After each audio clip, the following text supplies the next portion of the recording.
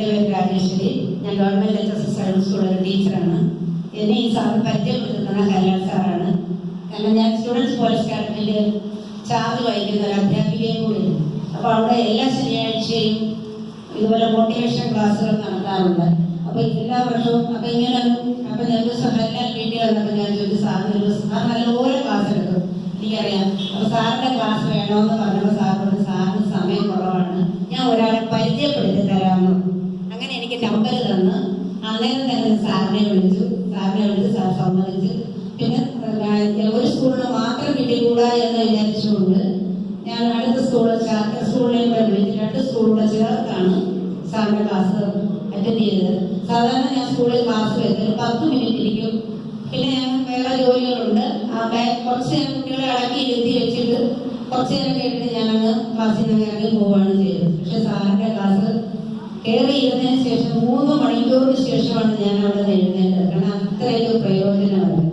അതുപോലെ തന്നെ എൻ്റെ ക്ലാസ്സിലെ കുട്ടികൾ പറഞ്ഞതുപോലെ അല്പം അഴൂർ സ്കൂളിൽ നിന്ന് ഏതൊക്കെ ഏരിയയിൽ നിന്ന് വരുന്ന കുട്ടികളാണ് ഇരിക്കുന്ന ഓരോരുത്തർക്കും പറയുന്നത്. പ്രത്യേകിച്ച് ആൺകുട്ടികൾ അടങ്ങിയിരിക്കുന്ന ഒരു സ്വഭാവം ഉള്ളതല്ല.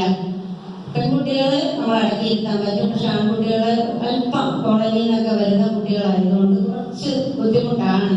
ഞാൻ സാറിനോട് ആദ്യമേ പറഞ്ഞു. പക്ഷെ ആ 3 മണിക്കൂർ കുട്ടികൾ ഇരുന്ന ഇരിപ്പ് കണ്ടാൽ നമ്മൾ അന്തം വിടുക. അപ്പോഴാണ് നമ്മൾ അധ്യാപനത്തിന്റെ വില മനസ്സിലാക്കുന്നത്. കുട്ടികളെ എങ്ങനെ പഠിപ്പിക്കണം, എങ്ങനെ ഇരുത്തണം, ആ ക്ലാസ്സിന്റെ ആ മഹത്വം എന്താണെന്ന് അവിടുത്തെ കുട്ടികൾ പറഞ്ഞ്. അതുപോലെ തന്നെ നിർത്തട്ടെ എന്ന് സാർ ചോദിക്കാൻ വേണ്ട, ഉച്ചയായി 1:30 മണിയായി, ഊണ് കൊടുക്കേണ്ട സമയം, എന്നിട്ട് ഒരു കുട്ടികൾ പറഞ്ഞ് വേണ്ട, വിശന്നിട്ട് പോലും ആ ക്ലാസ് കേൾക്കാൻ സാർ സാറിന്റെ ക്ലാസ് കേൾക്കാൻ തയ്യാറായാണ് കുട്ടികളിൽ.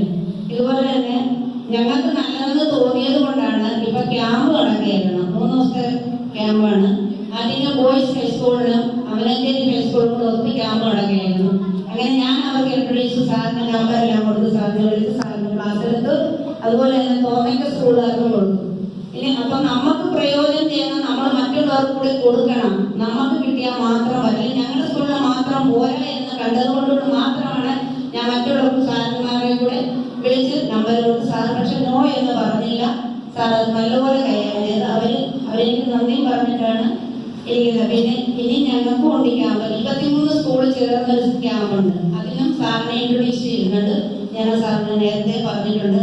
ഇതുപോലെയുള്ള ക്ലാസ്സുകൾ നമ്മൾ ഈ രക്ഷിതാക്കൾക്ക് കിട്ടണം, കുട്ടികൾക്ക് മാത്രമല്ല രക്ഷിതാക്കൾക്ക് കിട്ടണം. ഞാൻ നമ്മളോട് പറയുന്ന സമുദായത്തിന്റെ രക്ഷിതാക്കൾക്ക് കിട്ടാൻ വേണ്ടിയാണ് ഇങ്ങനെ ക്ലാസ് വെക്കണമെന്ന് പറഞ്ഞത്. അങ്ങനെയാണ് കല്യാൺ സാർ ഇങ്ങനെ ക്ലാസ് ഒക്കെ അത്രയ്ക്ക് നല്ല ക്ലാസ് ആയിരുന്നു.